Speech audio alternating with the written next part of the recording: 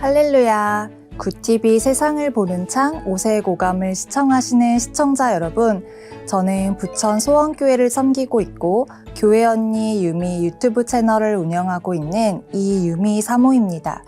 우리 좋으신 하나님께서 제 강의를 시청하시는 모든 분들께 큰 은혜 주시기를 기도합니다. 오늘 여러분들과 연애의 첫 단추라는 주제로 이야기를 나눠보려고 합니다. 크리스천 청소년과 청년분들이 연애에 그리고 배우자에 관심이 많으세요. 저도 청년 시절에 연애 특강, 결혼 예비학교 이런 단어들을 들으면 귀가 번쩍번쩍 했었거든요. 그런데 우리가 크리스천이잖아요. 만약에 내가 교회를 안 다니고 하나님을 안 믿는 사람이라면 그냥 다른 사람들처럼 이성교제를 하고 그냥 사회풍조를 따라서 연애를 하면 될 텐데요. 우리가 믿는 사람이기 때문에 연애도 뭔가 좀 달라야 할 것 같죠. 보면 청년분들이 기독교인의 이성교제는 어떤 부분이 달라야 하는지 고민이 많으시더라고요. 기본적으로 우리 크리스천의 연애는 좀 더 성숙해야 됩니다. 가볍게 즐기는 연애가 아니라 정말 진중하고 서로의 신앙과 삶에도 좋은 영향을 주는 연애가 되어야 해요. 서로에게 상처를 주는 연애가 아니라 서로 사랑하면서 아름답고 행복한 시간들을 쌓아가는 이성교제가 되어야 해요. 그렇게 교제를 하다가 결혼해서 행복한 가정을 이루는 것이 많은 청년분들의 소망이기도 하죠. 자, 그럼 그런 교제를 위해서는 어떻게 해야 될까요? 만약에 괜찮고 좋은 사람을 만나면 바람직한 연애를 잘할 수 있을까요? 정말 사랑하는 사람을 만나면 저절로 잘 될까요? 그 전에 누군가를 만나기 전에 먼저 되어야 할 것이 있어요. 내가 좋은 연애를 할 수 있는 사람으로 준비되어야 합니다. 왜냐하면 좋은 사람을 만나야 좋은 연애를 할 수 있는데 그 좋은 사람을 만나려면 내가 그만큼 좋고 성숙한 사람이어야 되거든요. 성숙하지 않으면 좋은 사람을 알아볼 눈이 없기 때문에 이상한 사람을 만나서 불행한 연애를 하기도 하고요. 만약 괜찮은 사람을 만났다 할지라도 관계를 건강하게 주도해 나갈 수 있는 능력이 없기 때문에요.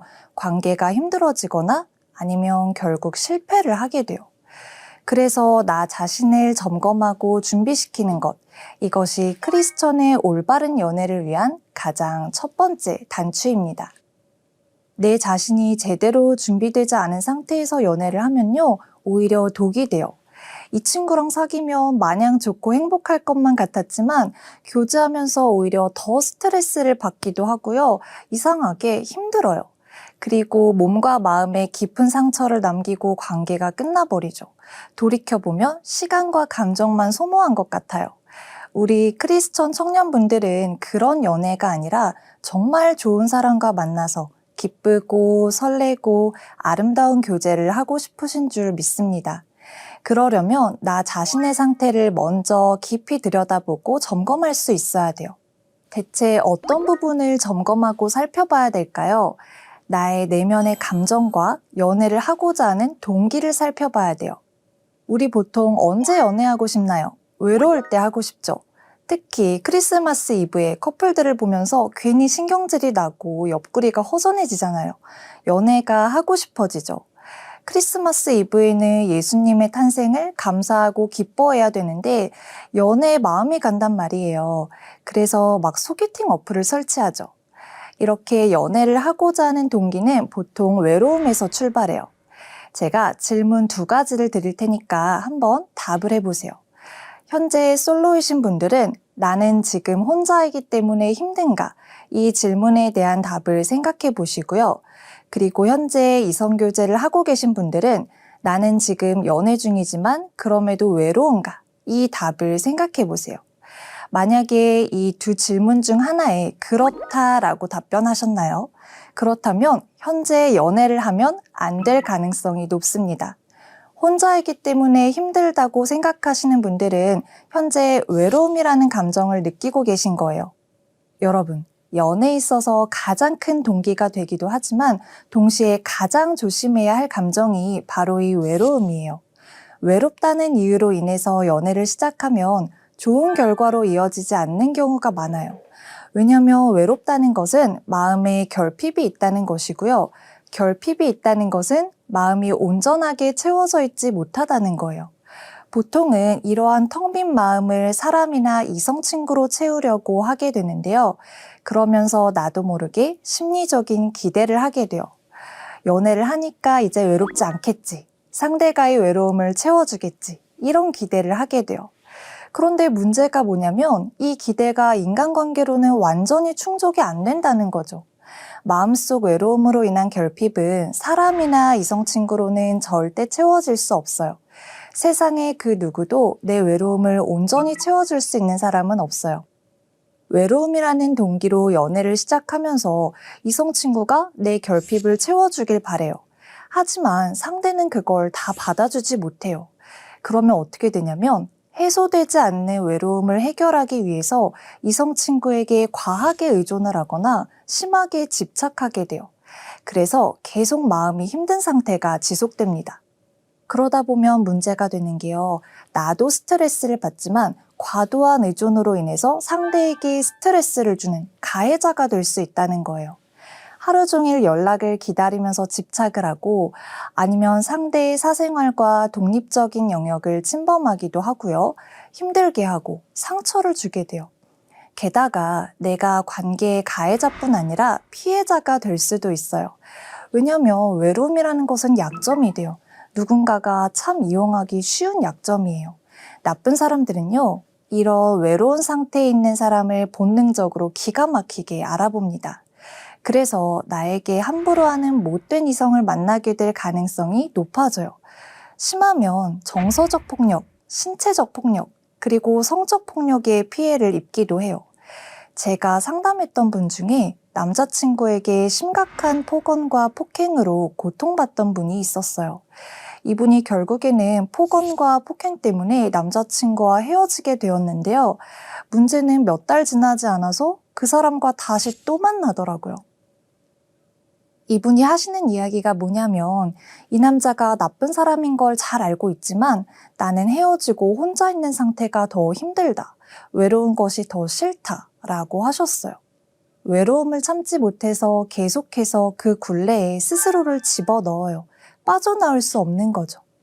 여러분, 외롭기 때문에 하는 연애는 절대 건강한 모습이 될 수 없어요. 내가 가해자가 되든 피해자가 되든 간에 불안하고 감정 소모가 크고 상처가 되는 불행한 관계가 만들어져요. 연구에 의하면 사람이 외로움이 커질 때 합리적인 생각을 하기 어려운 경향이 있다고 해요. 그래서 이때 더욱더 감정적인 결정을 하게 돼요. 이 사람과 만나는 것이 맞는지, 이 사람과 헤어지지 않는 것이 과연 옳은 것인지 생각하고 고민하고 기도하면서 하나님의 뜻을 구해야 되잖아요. 그런데 그렇게 하기보다는 당장 나의 감정대로 따르게 되는 거죠. 문제는 감정적으로 내린 결정은 대부분 좋지 못한 결과를 가져온다는 거예요. 그리고 또한 외로움이 커진 상태에서는 생각이 경직되는 경향이 있어요. 넓고 진중한 사고를 하기 어렵고 대인관계에 있어서도 자꾸 단편적인 판단을 하게 됩니다. 그래서 심하면 가스라이팅에 쉽게 당하는 거예요. 상대가 나를 조종하고 있는지, 내가 속고 있는 건 아닌지, 이 관계에서 어떤 균형이 깨진 것은 아닌지, 그러면 이 문제를 어떻게 현명하게 풀어야 할지 다각도로 생각하지 못해요. 그냥 내가 잘못한 거구나 이렇게 단순하게 생각해버리는 거예요. 게다가 외로운 사람은 자존감도 낮을 확률이 높아요. 자존감이란 나 스스로에 대해서 어떻게 느끼느냐 하는 거죠. 스스로에 대해서 긍정적으로 느끼는지 아니면 부정적으로 느끼는지 그리고 자신을 소중하게 생각하고 존중하는지가 바로 자존감이에요. 이 자존감은 남녀 간의 이성관계뿐 아니라 모든 대인관계에도 영향을 미치는 아주 중요한 요인인데요. 특히 연애관계에서 자존감이 낮은 경우에 매우 피곤해집니다. 연애할 때에도 힘의 균형이라는 것이 존재해요. 힘이 한쪽으로 치우치면 소위 말하는 갑을 관계가 발생하게 되는데요. 자존감이 낮은 사람은 연애 관계에서 을이 되고 말아요.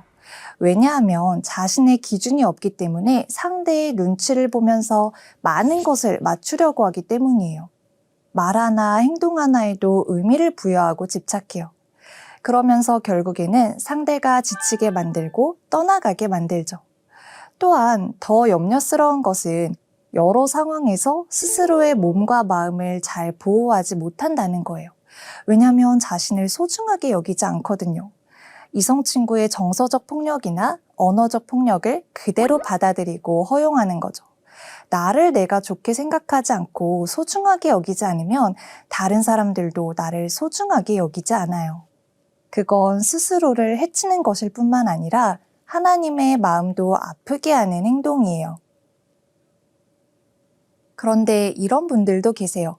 저는 연애를 해야 자존감이 올라가는 것 같아요. 하지만 이게 정말 조심해야 되는 게요. 내 자존감의 원천을 이성 친구에게서 얻으려고 하면 위험해집니다. 자존감은 두 가지로 나눌 수 있어요. 삶의 근거와 스스로에 대한 확신을 바탕으로 올라간 자존감이 있고, 반면에 삶의 근거나 스스로에 대한 확신이 없이 올라간 자존감이 있어요. 여기서 삶의 근거라는 것은 경험을 통해서 만들어집니다. 예를 들어서 길에서 도움이 필요한 사람을 도와주면 어떤가요? 기분이 좋아지고 좋은 일을 했다는 뿌듯함이 생기겠죠. 그런 경험들이 쌓일수록 나는 친절한 사람이야. 괜찮은 사람이야. 이런 생각이 들 거예요. 나 자신이 좋은 사람이라는 확신을 가질 만한 삶의 경험적인 근거가 생긴 거죠. 이렇게 쌓아 올려진 자존감은요, 쉽게 무너지지 않고 무너지더라도 금방 다시 회복할 수 있어요. 반대로 이러한 삶의 경험과 나 자신에 대한 확신이 없이 어떤 좋은 말이나 합리화를 통해서 올린 자존감은 안정적이지 못해요. 주변 사람들에게 받는 사랑과 지지 또한 자존감에 있어서 참 중요하기는 한데요. 만약에 나 자신과 삶의 근거는 없이 관계로만 자존감을 올린다면 어떻게 될까요? 예를 들어서 누가 예쁘다고 칭찬을 해도 의심하고 잘 믿지 못해요. 그러다가 외모와 관련해서 속상한 일이 생기면 확 무너져요. 불안정한 거죠.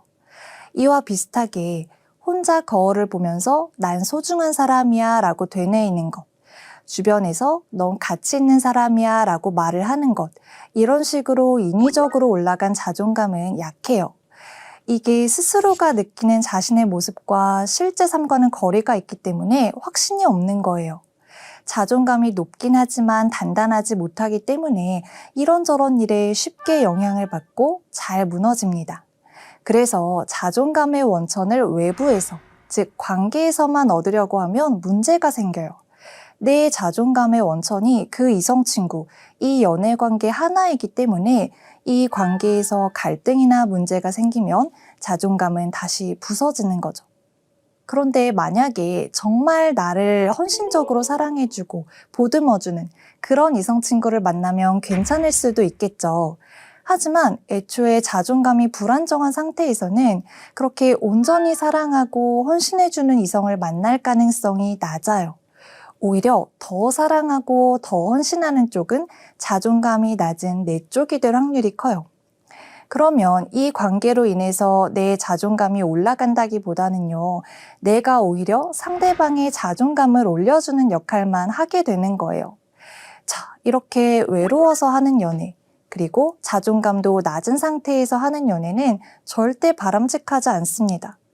그러면 대체 어떤 상태일 때 연애를 해야 좋을까요? 처음에 드렸던 질문 있죠. 지금 혼자이기 때문에 힘든가? 이 질문에 그렇지 않다라고 대답할 수 있을 때가 연애를 하기 좋은 가장 최적의 상태예요. 이 상태를 바로 고독함이라고 합니다. 즉, 외로울 때가 아니라 고독할 때 연애를 해야 된다는 거예요. 고독이라는 것은 외로움과는 조금 다른 개념인데요. 혼자 있는 것이 힘들고 불행하게 느껴지고 때로는 우울하다면 이건 외로움이에요.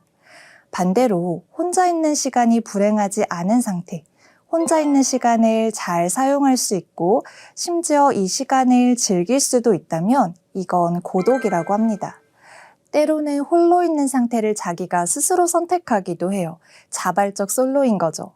만약에 내가 지금 외로운 것이 아니라 고독한 상태이다. 그렇다면 연애를 해도 좋습니다. 왜냐하면 많은 연구에서 고독한 사람은 외로운 사람보다 여러 면에서 더 성숙하다는 것이 밝혀졌어요. 아까 외로우면 자존감도 낮다고 했죠. 반대로 고독한 사람들은 자존감이 높고 안정적이에요. 심리적으로 더 평온하고 기복이 적어요. 또 외로운 사람들은 우울감과 불안감이 높거든요. 그런데 고독한 사람들은 우울감과 불안감도 낮아요. 정서적으로 훨씬 건강한 거죠. 그리고 중요한 것은요, 이 고독한 사람들은 성장지향적인 생각을 할 수 있다는 거예요. 세상에 대해서 깊이 이해하고 생각할 수 있는 능력이 있고요. 필요할 때는 스스로를 돌아보고 반성을 할 수 있는 능력이 있어요. 그러니까 매우 성숙하고 계속해서 발전할 가능성이 높겠죠. 또한 어떤 문제를 볼 때 다각도로 살펴볼 수 있는 문제 해결력도 좋고요.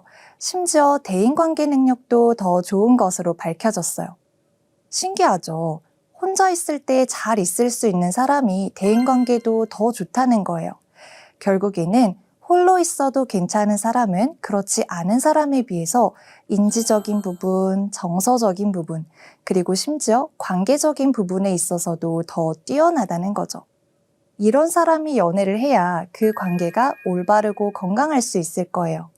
사실 연애를 잘한다는 게 은근히 쉽지는 않잖아요.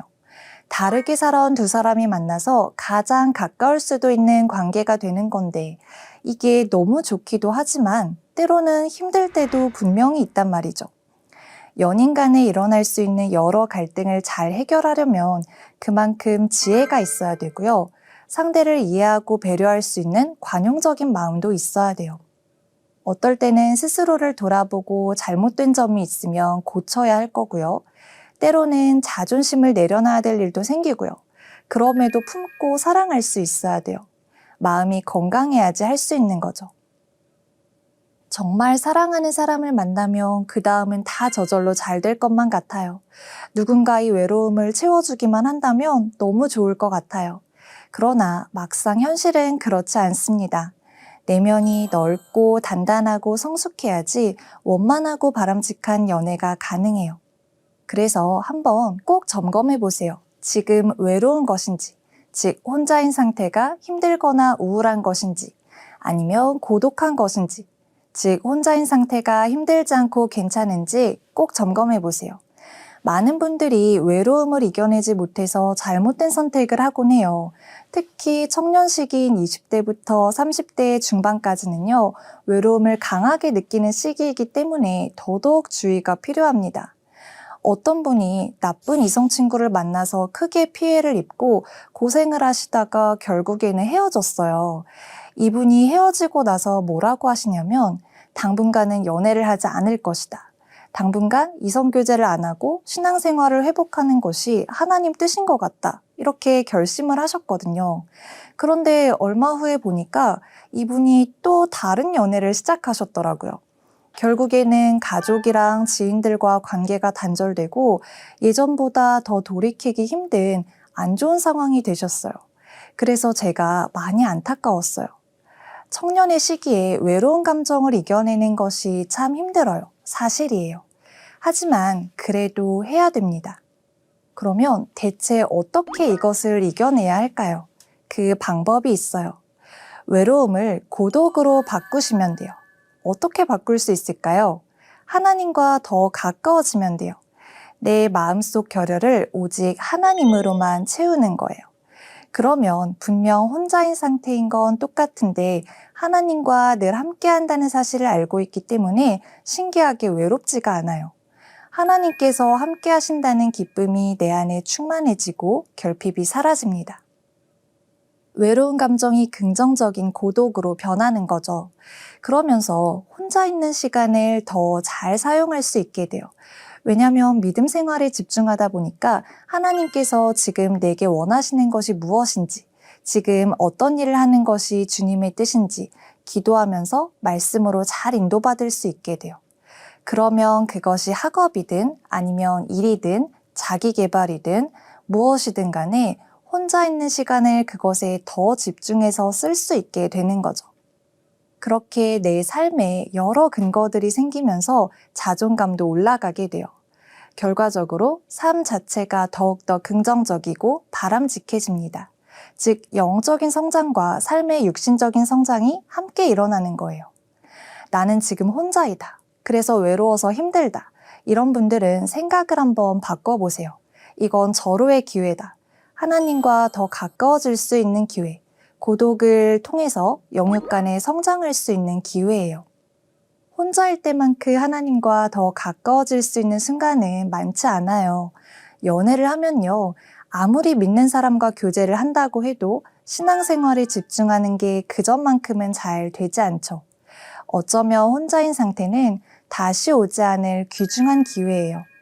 나중에 연애하고 또 결혼하면요, 혼자 있고 싶어도 기회가 별로 없습니다. 사람은 주변에 의지할 사람이 있으며 하나님을 덜 의지하게 돼요. 누구도 내 마음을 온전히 알아주지 못할 때, 의지할 사람이 없을 때, 결핍을 아무도 채워주지 못할 때, 이때만큼 복음에 집중하고 하나님께 더 가까이 나아갈 기회는 없어요. 그래서 이렇게 생각하시면 좋겠어요. 너무나 좋은 시간을 나에게 주셨다. 성경 인물들은 거의 대부분이 홀로 있는 고독한 시간들이 있었어요. 아무도 의지할 수 없고 혼자 인내하고 삼켜야 하는 시간들이 있었죠. 모세를 보면 어떤가요? 정체성을 알게 된 후에 광야로 도망을 갔어요. 거기서 자신의 뿌리와 가족에 대한 무거운 그리움을 안고 고독한 시간을 보냈을 거예요. 그 시간을 보낸 후에야 하나님께서는 모세를 불러서 출애굽의 사명을 주셨어요. 그리고 지도자의 자리에서 이스라엘 백성들을 이끌어야 했죠. 백성들은 말을 안 듣지, 지도자라서 힘든 얘기, 속 얘기도 아무한테나 못하지, 얼마나 외롭고 답답하고 고단했을까요? 모세는 그 모든 시간 속에서 온전히 하나님의 뜻대로 순종하면서 자신의 사명을 다했습니다. 요셉도요. 요셉은 어릴 때 친어머니가 돌아가시고 형제들에게 미움을 받았잖아요. 외로웠을 거예요. 노예로 팔려가서도 얼마나 외롭고 억울하고 힘들었을까요? 하지만 보디발의 아내의 유혹에 넘어가지 않았죠. 감옥에 가서도 하나님만 바라봤어요. 많은 성경 인물들이 하나님께서 홀로 두신 시간들을 이겨내면서 단단해지고 결국에는 하나님께 쓰임받았어요. 여러분, 지금 외롭고 힘든 것이 있다면 사람에게 의존해서 사람으로 채우려고 하지 마시고요. 다 기도로 내려놓고 오직 하나님 한 분으로 채우시고 오직 예수 그리스도로 인해서 행복한 상태가 먼저 되시길 바랍니다. 여러분, 하나님께서는 우리가 외로운 것을 하나님이 아니라 사람을 통해 채우려고 할 때 그때 좋은 인연을 만나게 하지 않으세요. 이성을 만나려는 목적으로 크리스천 모임에 가고 연합수련회에 가고 교회를 옮겨 다니고 가장 큰 관심이 연애와 결혼에 가 있고 이럴 때 주시지 않습니다. 내가 원하는 걸 하나님의 뜻대로 참고 내려놓을 때, 그리고 하나님이 가장 최우선순위일 때, 그때 더 좋은 걸 주세요. 우리가 응답을 담을 수 있는 그릇이 될 때 예비하신 응답을 주시는 거예요. 절제는 참된 기독교인의 미덕이죠. 절제는 갈라디아서 5장에서 성령의 열매 중 하나로 나타나고 있어요. 또한 바울은 디모데서에서도 반복적으로 절제를 강조했어요. 절제라는 것은 내 감정, 동기, 그리고 내가 원하는 걸 이기는 것이죠. 내 감정과 원하는 걸 내려놓고 하나님의 뜻대로 순종할 수 있다면 믿음이 정말 강하다는 것일 거예요. 그렇게 하나님을 가장 사랑하고 강건한 믿음을 가진 자에게 하나님께서는 가장 좋은 것을 주실 줄 믿습니다. 나 자신을 먼저 점검하고 잘 준비시켜서 아름다운 만남으로 나아가는 모든 분들이 되시길 기도하겠습니다. 하나님의 말씀으로 세상을 이해하고 바라보는 마음의 창이 여러분 안에 열리기를 소망하며 이 시간 마치겠습니다. 감사합니다.